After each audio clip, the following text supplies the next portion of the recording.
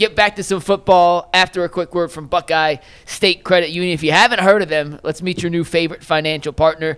Buckeye State Credit Union is a local institution offering everything from checking accounts to home equity lines of credit and auto loans with some of the lowest rates in Northeast Ohio. Their Cleveland branch is in Shaker Heights, which is one of 5 locations across the state, making it easy to find one near you. Can't get to a branch? No problem. We make banking simple through digital banking. What sets them apart? Well, they make banking personal and convenient at Buckeye. Their focus is you. Their core values: connect, simplify, adapt, guide everything they do. They bring people together, cutting through the clutter, and are innovative. To learn more, visit buckeyecu.org. Buckeye State Credit Union, your money simplified. So entering last season, at almost this exact time on the calendar, we did a segment on UCSS ranking which position groups on the Browns we had the most confidence in. As a collective show, the 4 people on the panel that day ended up coming to the conclusion that the secondary was the group they had the most confidence in. That was the Browns' best unit. And then 2024 happened, and Martin Emerson took a step back. Grant Delpit took a step back. Greg Newsome took a step back. Juan Thornhill took a step back. And the secondary was nowhere near what we expected it to be. Tyvis and Dustin, you guys both played the position at the highest of levels. What can the Browns do to make that secondary a strength once again? Dustin?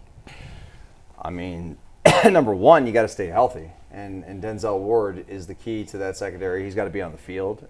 So there's obviously some concerns with his concussions he's had throughout the years and other body parts as well along the way. I don't know. I mean, it's a great question. I think that we need to have a mentality shift in the secondary too, because we got a bunch of guys back there that act like they're the Legion of Boom, and they haven't made those sort of plays yet. So they haven't arrived. I think those guys need to collectively figure out how they can get on the same page, play as a unit, and stop acting like they're something they're not. Like they weren't a good secondary last year. You know, they've got to become better. They need leaders back there, and they need guys that obviously you got to be able to make tackles. We need physical safeties, and we need corners that can cover. Emerson's going to have to get back to playing good football too. So I don't know. I think more than anything, it's a mentality. Davis? I don't disagree with you. I think the best thing that could help this secondary benefited a lot because of the pass rush 2 years ago. And you got to get that part back. You know, a lot of people think it's just making plays on the ball, but really it's really that you getting a good pass rush from your D-line that's making that quarterback throw the ball or hold it a little bit longer than he wants to, and that's how you're able to make these plays. But if you're talking about just individually as a secondary, I mean, Denzel, obviously the number one thing for him is to stay healthy. You know, when he's healthy, he's one of the best corners in the game. Martin Emerson, you know, last year I told you that I think people figure some things out. Well, with him, if you're not going to be the fastest person, then you need to anticipate that guys are going to try to go deep. That's just what they're going to do. So you have to make sure you're staying on top of the route. You have to play everything down from top down. You know, don't give up the fade ball. If they catch a hitch on you, dude, tackle the hitch. We'll live to see another day. But if you give up the deep ball, like that's when it's like, all right, now your days is getting numbered. So for him, it's just staying on top of the route. I think he's good enough to do it. I mean, he's had performances. We were just talking about him last year against Justin Jefferson. Like he had such a good 2 days of practice against Justin Jefferson. So it's in there. He just needs to do it from a consistent basis. And then a guy like Grant Delpit, he's a guy that's always hurt. Now, Grant Delpit is very smart. I know Delpit is smart because I first-handedly watched this man study tape. So he understands the game of football. He can anticipate things, but he gets hurt a lot. And that you can't do that, obviously, especially when you're getting paid the money that you're getting paid. And then a guy like Ronnie Hickman, you just got to finally take that next step. I mean, as a rookie, you came in and you did some things. The Jets game, I think you had a pick 6 in the Jets game, but you was playing in moments. You know, it wasn't never like you were the start and safety. You would come in moments, they put you in perfect position, and you'll make a play. Now that you're going to be the guy, if you're going to be a post safety, nothing can get behind you. You got to be able to go red line to red line, or some people think sideline to sideline. And if the ball breaks, which it may, you better find a way to get it down. It's just, for me, it's just all of these guys need to just be consistent. Like, that's it. The ball's in the air, play the ball right, stay on top of the routes, don't give up the deep thing. And if you don't listen to a word I said, if you just take everything I said and erased it, the number one thing y'all could do is talk. If y'all do that, y'all would be the number one secondary in the country if y'all would just communicate what each other is doing on each play. I promise you, you will be a much better secondary. That's it. Everything else I said is irrelevant. Talk. If you want to know, can the Browns secondary become a strength again? Yes, if they decide to talk and use hand signals. Please. Yeah, I mean, can it be a strength again? Certainly. You're right. I mean, what you guys have said, there's enough talent there that it could be a strength.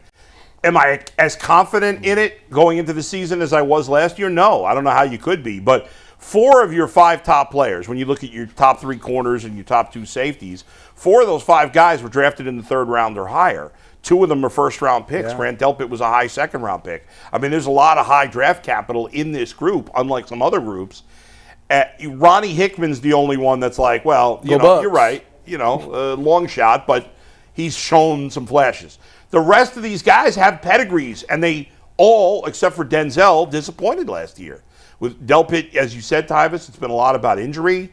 But, Emerson took a step back last year. Greg Newsome took a step back last year. He's going to be a free agent at the end of this year. Well, he ain't got no choice because it's pay year for him. So it's bag season. So G New has no choice, and he just had a kid too. So he got more. He got newfound motivation. Yep. He should be all pro this year, as hard as he should be going. There's definitely enough talent for that to be a real strength. But will they play up to that level? I'm confident Denzel Ward will.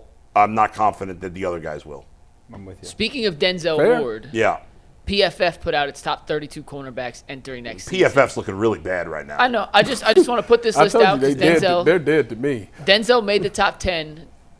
He came in at number 10. I'll give you the whole top 10 right now. Sauce Gardner came in at number 1. Pat Surtain, who won DPOY, terrible last year. Came in at number 2. Trent McDuffie, 3. Jalen Johnson, 4. Derek Stingley Jr., 5. Let's see 6 through 10 real quick. DJ Reed, 6. Marlon Humphrey, 7. Christian Benford, 8. Jair Alexander, 9. And Denzel Ward, 10. In fairness, it's not based on last year necessarily. It's what they think is going to happen this year, I assume. I hear you.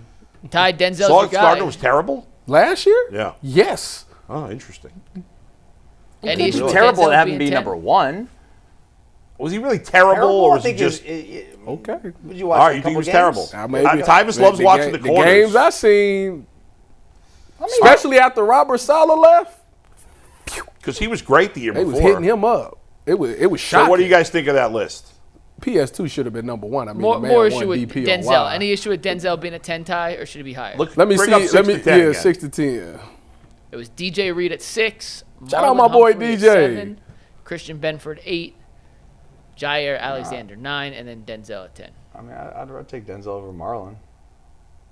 Marlon's good. He's getting old though. Marlon is he know how to get turnovers though. He either punch the ball out or get picks. He was like, what is he, second in picks last year or something like that? So I can't. He's huge. I can't necessarily put him over there, but you could talk me. You could talk me into the Christian Benford and the Jair, even though Jair is really good as well.